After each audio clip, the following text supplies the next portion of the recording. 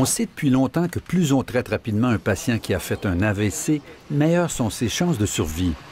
Luis Rivas a fait un grave AVC en 2011. À peine une heure plus tard, grâce à la vigilance de ses collègues, il était en salle d'opération. J'étais vraiment chanceux parce que j'étais au bureau avec beaucoup de monde autour de moi et la personne avec laquelle j'ai parlé a réalisé immédiatement qu'il y avait quelque chose qui ne marchait pas.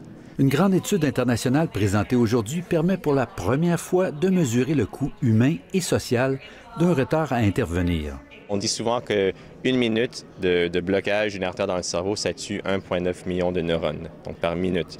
Donc on peut penser une heure d'ischémie, de blocage d'une artère, ça tue plusieurs millions de neurones, et ça se traduit par des handicaps physiques, cognitifs. L'étude révèle qu'une heure de délai avant d'intervenir entraîne une perte égale à 9 mois de pleine qualité de vie pour le patient et de 14 000 $ pour la société. Le coût pour 2 heures de retard, 2 ans de pleine qualité de vie et une facture de 26 000 $. Au Canada, il faut en moyenne 2 heures pour transporter un patient en centre de soins, l'évaluer et lui faire passer un examen en imagerie médicale. Dans les centres spécialisés, on réalise ensuite, si nécessaire, une thrombectomie. L'intervention permet de retirer le caillot qui obstrue l'artère du patient et de permettre au sang de circuler à nouveau. Résultat, une baisse de 50 % de la mortalité.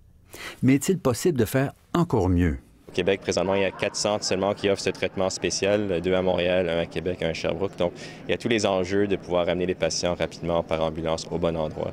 Dans les régions plus éloignées, la téléconférence est une option intéressante. On a mis en place, entre autres, la télé-AVC, où même si on n'a pas accès à un grand centre ou à un neurologue ou tout l'équipement spécialisé, on peut, à distance, avec un neurologue, faire un premier diagnostic, un premier examen et décider quoi faire pour, entre autres, donner le bon médicament, la bonne intervention rapidement.